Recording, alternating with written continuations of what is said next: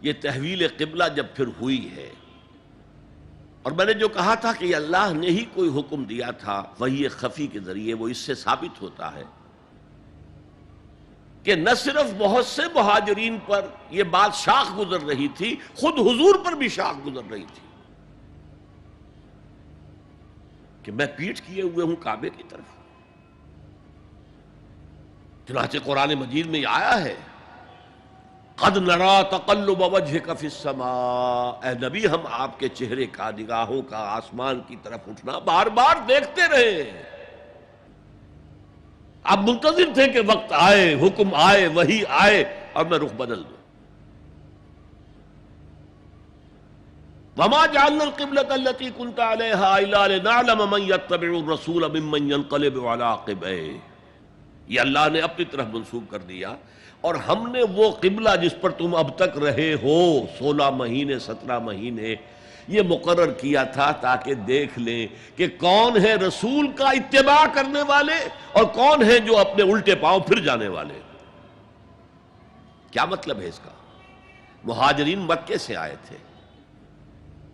ان کے دلوں میں عظمت جو ہے کعبے کی وہ پلی ہوئی تھی اندر ٹھوک ٹھوک کر۔ اب دیکھا اللہ نے حکم نہیں دیا وحی جلی کے ذریعے سے، یہ رسول کا حکم تھا۔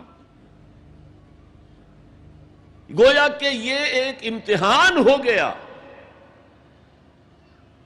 کہ کہیں تمہاری حمیت جاہلی، تمہاری محبت جو تمہیں کعبے سے ہے، وہ تمہیں اسلام سے پھیر تو نہیں دیتی؟ آیا تم رسول کے حکم کو مقدم رکھتے ہو اور اپنی کسی سابقہ حمیت، جسے حمیت جاہلی ہم کہہ دیں گے، اس کو مقدم رکھتے ہو؟ یہ ایک سخت امتحان تھا جس میں کہ اہل مکہ جو مہاجرین تھے وہ مبتلا کیے گئے، اور خاص طور پر یہ بات کہ رسول کا حکم ماننے کی تاکید، چاہے ابھی قرآن میں کوئی آیت نہیں آئی ہے، لیکن حقیقی مومن کے لیے رسول کا فرمانا بھی ایسے ہی ہے جیسے کہ اللہ کا فرمانا۔ اس کی تربیت بھی ہو گئی، لیکن یہ کہ اکثر کا معاملہ یہ تھا کہ یہ معاملہ شاخ گزر رہا تھا، یہاں تک کہ حضور کا معاملہ بھی تھا قَدْ نَرَا تَقَلُّبَ وَجْهِكَ فِي السَّمَاءِ فَلَنُوَلِّيَنَّكَ قِبْلَةً تَرْضَاهَا، تو اے نبی ہم بدل دیں گے قبلہ وہ جو آپ کو پسند ہے۔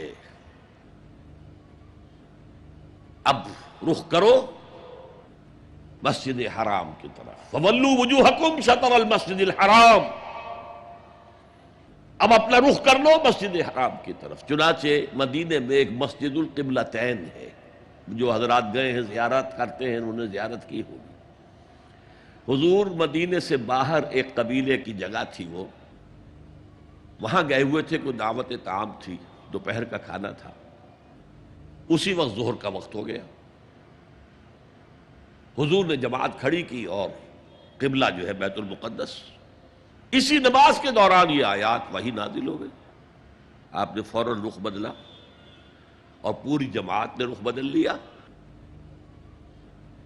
اور اسی لیے اس مسجد میں 2 قبلے ہیں، 2 محرابیں ہیں، ایک شمال کی جانب بیت المقدس کی جانب، دوسری جنوب کی جانب یعنی مکہ مکرمہ کی جانب۔ اب یہ تحویل قبلہ جو ہے یہ ہے بات اصل میں سمجھنے کی، ایک بہت بڑے فتنے کی بنیاد بن گیا۔ فتنہ آزمائش کو کہتے ہیں، اور فتنہ فساد کو بھی کہتے ہیں۔ فساد یہودیوں کی طرف سے شروع ہوا، یہ کیسا نبی ہے جس کا قبلہ ہی معین نہیں؟ ابھی یہ شمال کی طرف رخ کر کے نماز پڑھ رہا تھا اور اب اس نے جو ہے جنوب کی طرف رخ کر لیا، کیسا رسول ہے یہ؟ کیسا نبی ہے؟ حضور کے خلاف لوگوں کو بھڑکانے کا انہیں اب ایک موقع ہاتھ آ گیا، اور آپ کے علم میں ہے کہ اوس اور خزرج کے جو عوام ہیں وہ یہود کے بہت زیر اثر تھے، بہت زیر اثر تھے۔ وہی بات کہ وہ سمجھتے تھے ہمارے پاس نہ کوئی شریعت ہے، نہ کتاب ہے، نہ کوئی قانون ہے، نہ ہمارے ہاں کوئی مفتی ہے، نہ قاضی ہے۔ ان کے ہاں تو کتاب ہے، شریعت ہے، مفتی ہے، قاضی ہے، ان کا تو بہرحال کلچرڈ لوگ ہیں، تو ایک روب تھا ان کا۔ لہذا یہ ایک ان کو موقع مل گیا کہ اس پر لوگوں کے جذبات کو بھڑکائیں اور حضور سے برگشتہ کر دیں۔ دوسری طرف سادہ لو مسلمانوں کے اندر بھی ایک فتنہ بطور آزمائش آ گیا کہ اگر اصل قبلہ یہ تھا تو یہ 16 مہینے کی نمازیں تو ہماری اکارت گئی، غلط رخ پر پڑی ہم نے، اور نماز تو دین کا اصل ستون ہے، اور یہ نمازیں ہماری ضائع ہو گئی۔ یہ ان کے دلوں میں ایک وسوسہ پیدا ہوا۔ اس پہلو سے اس مسئلے پر بڑی مفصل گفتگو قرآن میں ہوئی ہے، میرے اور آپ کے لیے، بلکہ مجھے اعتراف ہے کہ میں یہ سوچتا رہا اتنی مفصل گفتگو بار بار فَوَلُّوا وُجُوهَكُمْ شَطْرَ الْمَسْجِدِ الْحَرَامِ فَوَلُّوا وُجُوهَكُمْ شَطْرَهُ، یہ بار بار پورے 2 رکوع قرآن مجید میں، سورہ بقرہ کا 17واں رکوع 18واں رکوع اسی پر ہے، اس لیے کہ ہم اس سینسٹیونیس کا اندازہ نہیں کر سکتے کہ جو اس وقت پیدا ہو گئی تھی اس پر۔ تحویل قبلہ پر یہ معمولی نہیں بات تھی، یہود نے سمجھ لیا تھا کہ اب معلوم ہوا یہ ایک نئی امت کا آغاز ہے، اس کا مرکز اب نیا بن گیا ہے۔ اب تک وہ سوچ رہے تھے کہ ہمارے ہی، چنانچہ ایک اور واقعہ ہوا تھا کہ یہ عاشورہ کا روزہ رکھتے تھے یہودی، حضور نے پوچھا کیوں رکھتے ہو 10ویں محرم کا روزہ؟ انہوں نے کہا کہ اصل میں ہمیں جو نجات ملی تھی فرعون سے، اور فرعون کو جو غرق کیا گیا تھا لاؤ لشکر سمیت، وہ 10 محرم کو ہوا تھا، ہم شکرانے کے طور پر روزہ رکھتے ہیں۔ حضور نے فرمایا کہ موسیٰ کے تو ہم تم سے زیادہ مستحق ہیں، لہذا مسلمانوں کو حکم دیا کہ تم بھی 10ویں محرم کا روزہ رکھا کرو۔ اب یہ چیزیں ایسی تھیں کہ جس سے وہ پیسیفائیڈ تھے ایک طرح سے کہ نہیں یہ کوئی نئی چیز نہیں ہے، یہ ہمارے کیمپ فالوورز، بلکہ حضور نے فرمایا تم 2 روز کا روزہ رکھو، 9ویں محرم کا بھی 10ویں کا بھی۔ بہرحال اس پر جو ایک تشویش ہوئی ہے، اس تشویش کو دور کرنے کے لیے 2 رکوع 17واں 18واں رکوع 2 رکوع پورے کے پورے اسی بحث پر مشتمل ہیں۔ اور اس کے علاوہ اب میں مثال دوں کہ میرا ایک ہاتھ یوں ہے، ایک ہاتھ یوں ہے، بیچ میں میرا جسم ہے،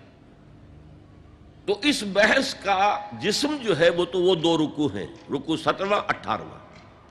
لیکن ادھر دور پہلے ایک آیت آ گئی تھی جس نے زمین ہموار کی، للہ المشرق والمغرب فینما تولوا فثم وجہ اللہ، 2 رکوع پہلے، مشرق و مغرب سب اللہ کے ہیں، جدھر بھی رخ کرو اللہ کا رخ ہے۔ قبلے کا مطلب یہ تو نہیں ہے کہ اللہ اس سمت میں محدود ہے، معاذ اللہ، اللہ کا رخ، اللہ تو مشرق میں ہے، مغرب میں ہے، شمال میں ہے، جنوب میں ہے، فوق میں ہے، تحت میں ہے، ہر جگہ ہے۔ للہ المشرق والمغرب فینما تولوا فثم وجہ اللہ، مشرق و مغرب سب اللہ کے ہیں، جدھر بھی تم رخ کرو گے وہ اللہ کا رخ ہے۔ یہ ایک تمہید ہو گئی تھی۔ اس کے بعد ویسے وہاں جا کر عجیب سا محسوس ہوتا ہے کہ یہاں تو کوئی سیاق و سباق تو تھا نہیں، یہ آیت کس حوالے سے آئی ہے؟ اصل میں اس بحث کے لیے تمہید وہاں سے شروع کر کے بات چھوڑ دی گئی، اور پھر 2 رکوع آگے جو ہے وہ یہ آیت آ گئی کہ اگر ابھی کوئی ریزیڈول ایفیکٹ باقی ہے تو اب ان سے کہا جا رہا ہے سخن شناس نئی دل برا خطائی جاست، لوگوں تم بات نہیں سمجھتے، سخن شناس نہیں ہو اے میرے محبوب، دل برا سخن شناس نئی دل برا خطائی جا، خطا یہاں ہے، تم جسے اصل نیکی سمجھ بیٹھے ہو، ریچول ظاہری شکل، وہ اصل نیکی نہیں ہے، وہ کل نیکی نہیں ہے۔